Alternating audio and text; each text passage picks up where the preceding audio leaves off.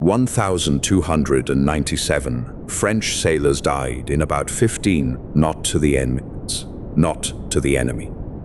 To their allies, 11 days earlier, those same men had shared the same war. Then British guns opened up and tore their fleet in the harbor. Would you have departed in the harbor? The order to fire.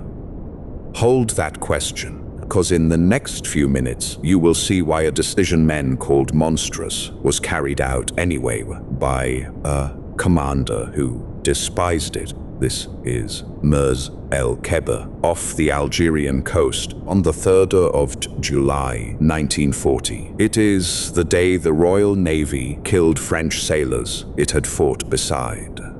And it asks something that still finds you today. It's you. What do you do when every choice is the wrong one? Winston Churchill stood before the House of Commons and reported what had been done. Members rose. They cheered. And Churchill, the same man, was recorded weeping over it. And think about that. The order was defended in public and mourned in private by the very man who gave it and signed it. Vice-Admiral Somerville, who commanded the force that fired the shells, called it the biggest political blunder of modern times. He wrote it plainly. The man who pulled the trigger hated the trigger, and so we have a command that both the giver and the executor found repellent, and it happened all the same. Around 3,000. How does a nation reach a point where its leaders act against their own conscience? To understand, you have to go back 11 days. The 22nd of June, 1940. France signed an armistice with Germany, and Britain stood alone. In the War Cabinet, one question would not let go. Where would the French fleet go? It was the 4th largest navy on Earth. If those ships fell to Germany and Italy, the balance in the Mediterranean would flip overnight. Picture the room. Cigarette smoke hanging under the lamps.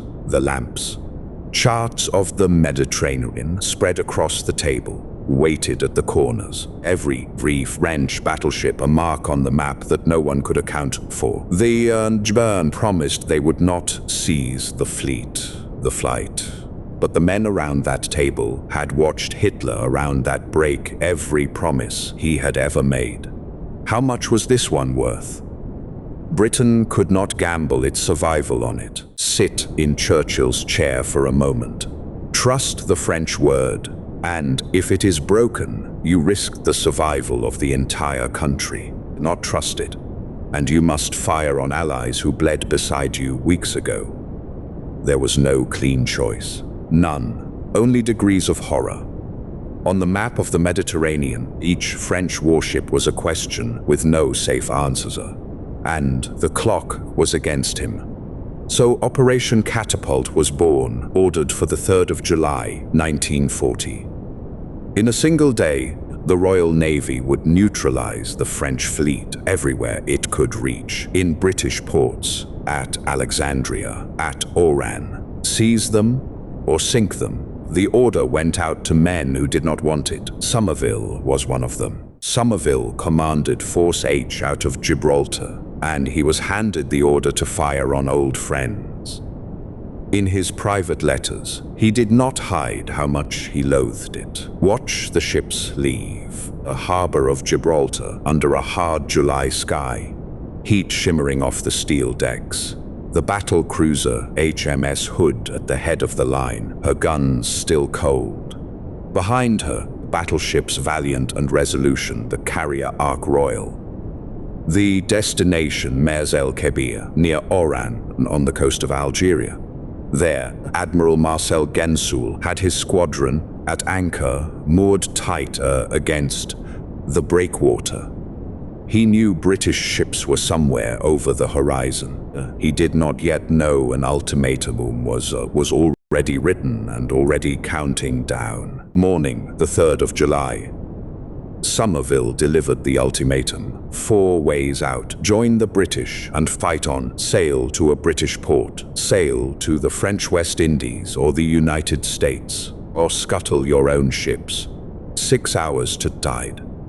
Refuse all 4, and the fleet would be destroyed. 4 exits.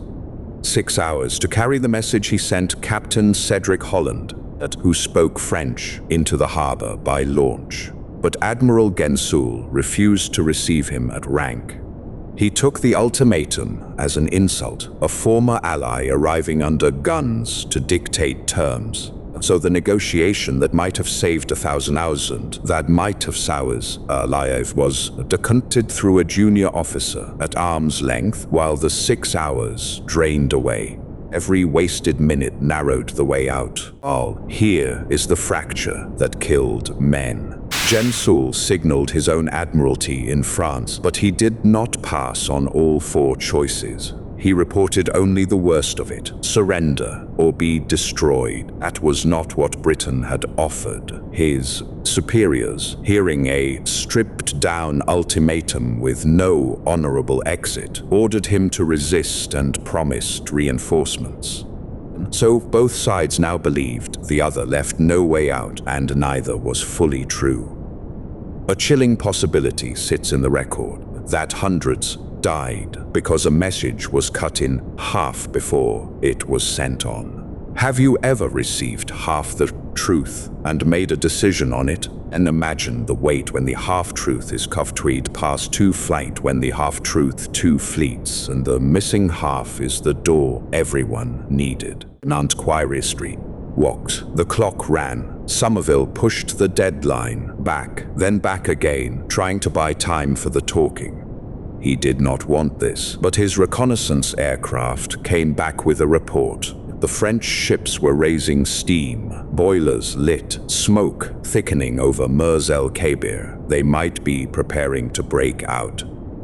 London tightened the screw. Do not let them escape. On the compass platform of HMS Hood, the air went heavy. Day. Every eye fixed on the harbor lying under the late afternoon sun. A commander who had stretched every minute he could was running out of them.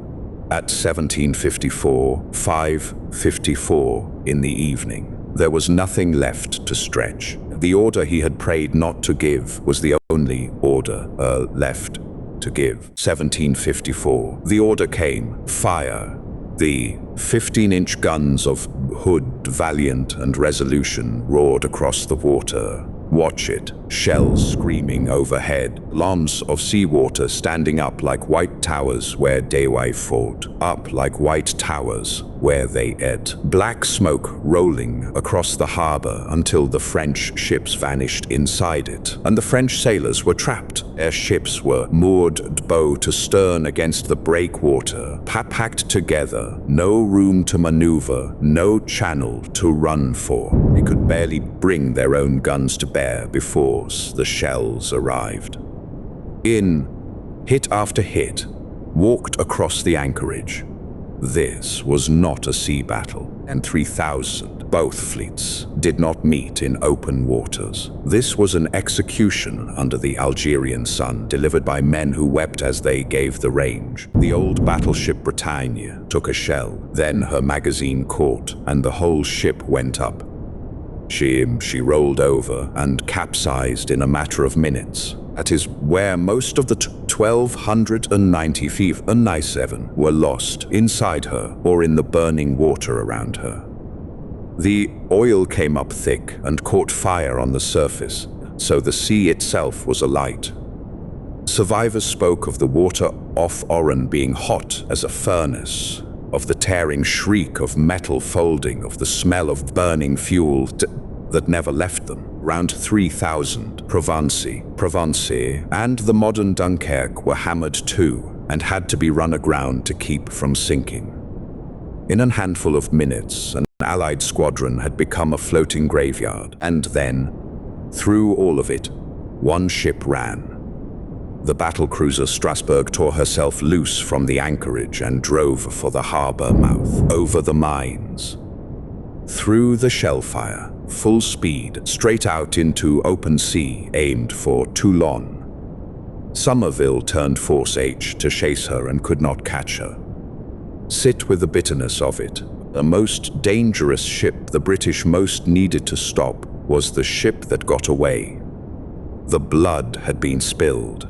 The harbor was full of dead men. The very prize the whole operation existed to deny still slipped through their fingers into the dark. Esther. As night came down over the Mediterranean, signal lamps blinked across the water, and Force H watched her go. Guns fell silent. Somerville brought Force A back Gibraltar and picked up a pen. He wrote to his wife. He wrote to the Admiralty. He did not soften a word of it. The dirtiest business he had ever been mixed up in. That is Pausus Cowie. That is close to how he put it. He believed to the end that it was the greatest political blunder of modern times. Historian Corelli Barnett would record the strangeness of it. The man who executed the order held that order in contempt, and still he executed it. That is the nature of command that no medal explains. You do not get to choose the order you are made to carry. And 3,000 Wagret to choose whether you carry it and then live with what your hands did. The bill came at once. Vichy France bombed Gibraltar in reprisal. Diplomatic relations between Britain and Vichy were cut clean through. And in the heart of the French people, Mers-el-Kebir became a wound that would not close, not inflicted by the Germans, but by the old ally who had killed their sons. Picture the French naval ports in the days after. Flags at half-mast, names read aloud in memorial services, one after another, into the silence. Tired tways. 1,297 families opened their doors to the worst news a family can receive. An alliance that had bled together in the same trenches was dead, and it died in the same 15 minutes those sailors did. And 1,000. Britain had bought security at a price it would keep paying for years. There was another reader of Mers-el-Kebir, far from Oran. The world. In the summer of 1940, half the globe expected Britain to sue for peace. France had fallen. The odds looked settled. Then Britain fired on the fleet of its own former ally, rather than let those ships pass to Hitler. In Washington, watching closely, ACT said something no speech could. This nation will do the unthinkable before it will quit. Roosevelt took note. Doubters took note. Churchill understood exactly this, that the cruelty, exactly this. Tat carried the signal, and the signal was that Britain would fight on when fighting on made no sense. Men who died at Mers-el-Kebir never chose to send that message. It was sent through them, in blood, without their consent. Would you have called that worth it? Record keeps this. 1,297 French sailors dead in 15 minutes on the 3rd July 1940. Record keeps this. 4 options offered, only 2 passed on to Paris. Record keeps this. The battle cruiser Strasbourg escaped to Toulon, the one ship they most needed to stop. Record even keeps a colder kind of gap elsewhere. That word of Pearl Harbor reached MacArthur in Manila around 3:30 in the morning, and Clark Field was still Cartridgeon. And Clark Field bombed some 9 hours later with the aircraft on the ground. The record keeps timings and tonnages. What no record keeps. What Somerville's face did when he gave the order. What the youngest sailor on the Bretagne was in the second before the magazine Magin caught unders. What a French mother said when the name was read. Ledger counts the dead, never counts the cost. Ledger counts the dead. It never counts the cost. Never counts the cost. 1,297 men in about 15 minutes, killed by the side they had fought beside. That is where we began. Now you have seen it whole. Commander who despised his order and gave it anyway. A leader who defended it in public and wept in private. A message cut in half that may have doomed them all. Every path led through someone's blood. So, I will hand you the chair Churchill sat in. The fleet is at anchor.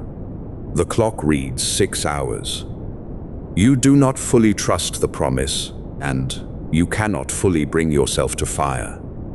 What do you do, and could you live with it afterward? Tell me below. And if a war choice like this has been passed down in your own family, tell me that too.